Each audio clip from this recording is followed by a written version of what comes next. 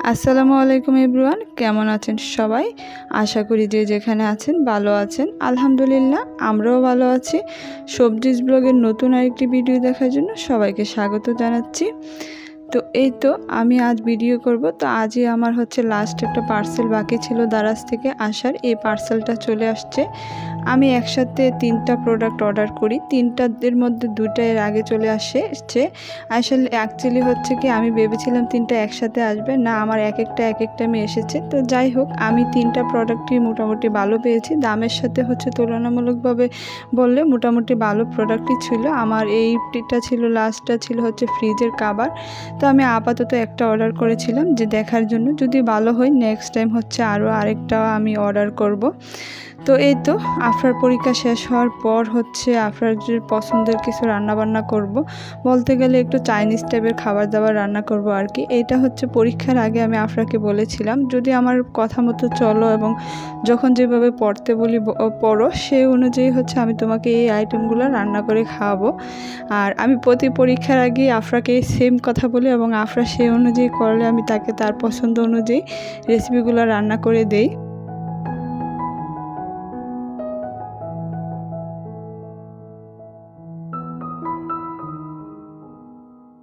আজকে রান্না করব স্পাইসি চিকেন ফ্রাইড রাইস আর একটু চিকেন চাইনিজ ভেজিটেবল সেটা রান্না করব। আমার জন্মদিনের দিন একটা রেস্টুরেন্টে গিয়ে এই খাবারগুলো খেয়েছিলাম, আমাদের কাছে দারুণ লেগেছে। তো সেই জন্য চেষ্টা করলাম বাচ্চাকে করে দেওয়ার জন্য। তো আর আমি যদি বাসায় কোনো আইটেম রান্না করি বা নতুন কোনো আইটেম রান্না করি, সেই ক্ষেত্রে ওর আব্বু অনেক বেশি খুশি হয়ে যায়, কারণ বাসায় রান্না করাটা ওর আব্বু বেশি পছন্দ করে এবং আমার বাচ্চারাও অনেক বেশি উৎসাহিত হয়। বলতে গেলে একরকম ঈদের আনন্দের মতো হয় যে মা নতুন কোনো কিছু আইটেম রান্না করতেছে, এটা নিয়ে খুব বেশি এক্সাইটেড থাকে।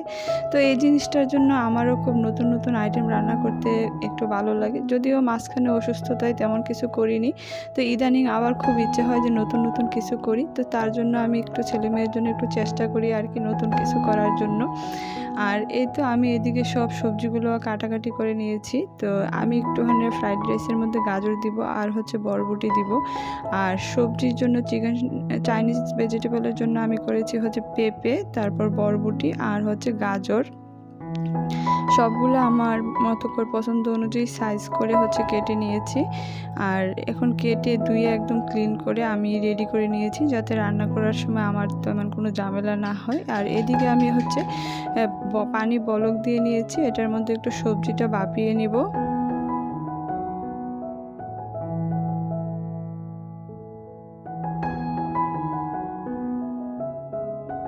আর এই তো আমি পেঁয়াজটাও আফরাকে এরকম ছাড়িয়ে নিতে দিয়েছিলাম, আফরা একটু ছাড়িয়ে দিয়েছে। আর চাইনিজ যে ভেজিটেবল সেটাতে আমার চিকেন দেওয়ার একদমই ইচ্ছে ছিল না, তারপরও ভাবলাম যে যেহেতু বাচ্চারা খাবে একটু চিকেন দিলে ওরা একটু পছন্দ করে, সেজন্য অল্প সামান্য পরিমাণ চিকেন দিয়ে দিয়েছিলাম। আর আমি এই সবজিটা সম্পূর্ণ গরম পানি দিচ্ছি, আমি এখানে কোনো দুধ দিব না। এটাতে দুধও দেওয়া যায় আমি জানি, কিন্তু আমি যে রেস্টুরেন্টে খেয়েছিলাম সেখানে কোনো প্রকার দুধ দেওয়া হয়নি, শুধু দুধ ছাড়াই শুধু কর্নফ্লাওয়ার দিয়ে করা হয়েছে। তো সেজন্য আমি দুধ ছাড়াই করব।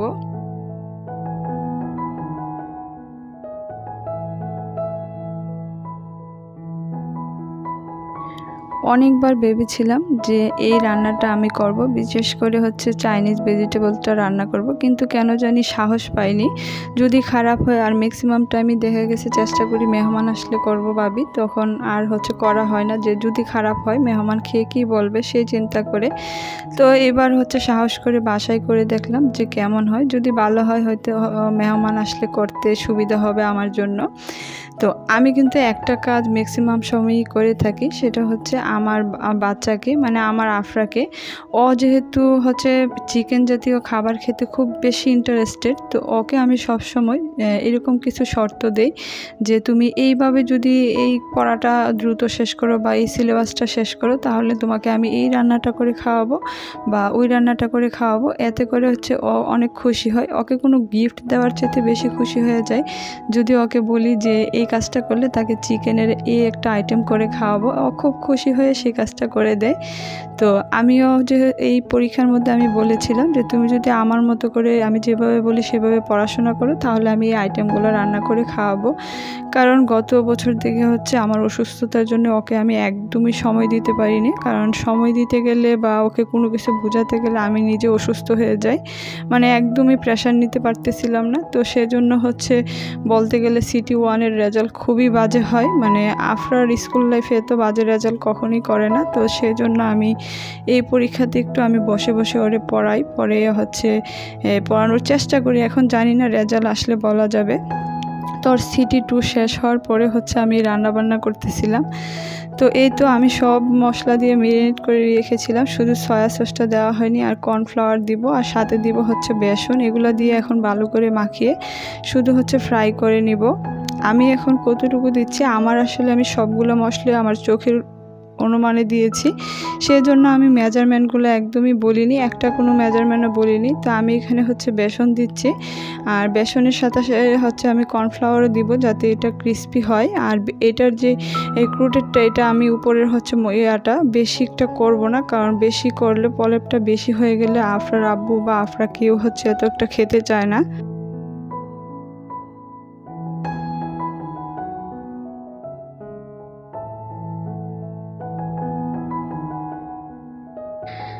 আমি কিন্তু রান্নার ক্ষেত্রে একদম পারদর্শী না, তারপর আলহামদুলিল্লাহ যতটুকু রান্না করি এখন পর্যন্ত যারা খেয়েছে সবাই ভালো বলেছে। আর সবচেয়ে বড় কথা হচ্ছে আমার ছেলে মেয়ের কাছে ভালো লেগেছে এবং আমার হাজব্যান্ড পছন্দ করেছে, এটাই আমার কাছে সবচেয়ে বড় কথা। এটাই আমার ভালো লাগে, আমার কষ্টটা, আমি যে কষ্ট করে হচ্ছে রান্না করি সেটার সার্থকতা।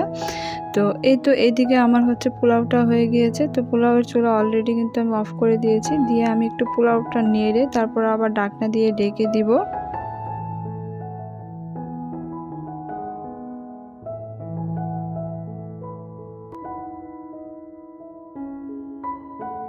এই তো একটা কড়াইয়ের মধ্যে আমি পরিমাণ মতো তেল দিয়ে দিয়েছি, আর সেখানে আমি একটা একটা করে হচ্ছে দিয়ে দিচ্ছি। আর এখানে কিন্তু আমি হচ্ছে চিকেনের সাইজগুলো একটু ছোটো করেছি, স্বাভাবিকভাবে চিকেন ফ্রাই যেই সাইজের হয় তার থেকে একটু ছোটো করেছি। আর সেই সাথে হচ্ছে একদম হাড়, গলার হাড়টার যা আছে সবই আমি দিয়ে একদম বেজে নিয়েছি।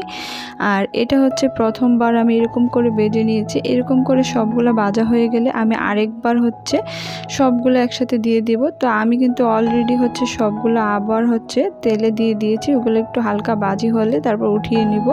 তো এদিকে খাবারের জন্য আমি হচ্ছে পোলাওটা বেড়ে নিচ্ছিলাম, সব কিছু সাজিয়ে নিচ্ছিলাম, কারণ আজকে ওর দাদাভাই আমাদের সাথে একসাথে খাবে।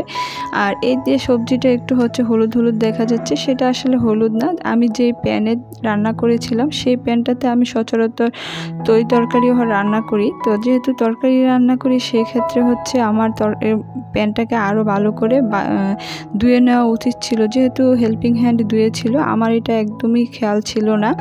তো যাই হোক, এটাও আমার একটা অভিজ্ঞতা হলো, এটাও আমি একটা জিনিস শিখলাম। আর এদিকে এই যে দ্বিতীয়বারের মতো করে সবগুলো চিকেন ফ্রাই একদম লাল লাল করে আমি ভেজে নিয়েছি।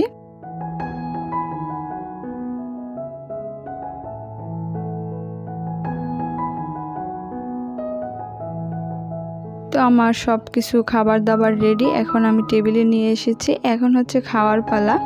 তো প্রথমে বলতে হবে প্রথমবার হিসেবে আর কি, আমি যেহেতু চাইনিজ ভেজিটেবল আর হচ্ছে স্পাইসি চিকেন ফ্রাইটা এই প্রথমবার রান্না করেছি, সেই ক্ষেত্রে হচ্ছে অনেক ভালো হয়েছে, প্রথমবার হিসেবে তুলনা করলে খুব ভালো হয়েছে। তো এখানে আমার ছোট ছোট কিছু ভুলের জন্য কালারটা হচ্ছে একটু অন্যরকম হয়েছে, যেমন ফুড কালার দেওয়ার কথা দিয়েছিল, আমি হচ্ছে একটু জর্দা রং দিয়েছি। আর হচ্ছে ওই যে পাতিলের জন্য হচ্ছে যে ভেজিটেবলের রংটা একটু অন্যরকম হয়েছে, না তো আরও সুন্দর হতো। তো যাই হোক, এই ভুলগুলো নেক্সট টাইম হয়তো আমি শুধরিয়ে ফেলবো, যেহেতু আমি বুঝতে পেরেছি কোথায় ভুল ছিল। আর এতে আমি সবাইকে খাবার দিয়ে তারপর হচ্ছে একসাথে বসবো। আর এদিকে আমার ছেলে খাবারের আগেই তাকে হচ্ছে তার গ্লাসে কুক দিতে হবে, এত নেশা তার কুক খাওয়ার জন্য। তো এটা আমি সবাইকে বেরিয়ে হচ্ছে কুকও দিয়ে দিচ্ছি। আর ফার্স্টে সে 7 আপ খেত, কিন্তু এখন যখন দেখেছে তার বাবা হচ্ছে কুক নিয়ে এসেছে, তো সেক্ষেত্রে আর 7 আপ খাবে না। তো এই তো মাশাল্লাহ সবাই খেতে বসেছে, আর সবাই খুব ভালো বলেছিল, এটাই হচ্ছে কষ্ট করে রান্না করার সার্থকতা। তো আজকের মতো এই পর্যন্তই, দেখা হবে নতুন কোনো ভিডিওতে। আল্লাহ হাফেজ, আসসালামু আলাইকুম।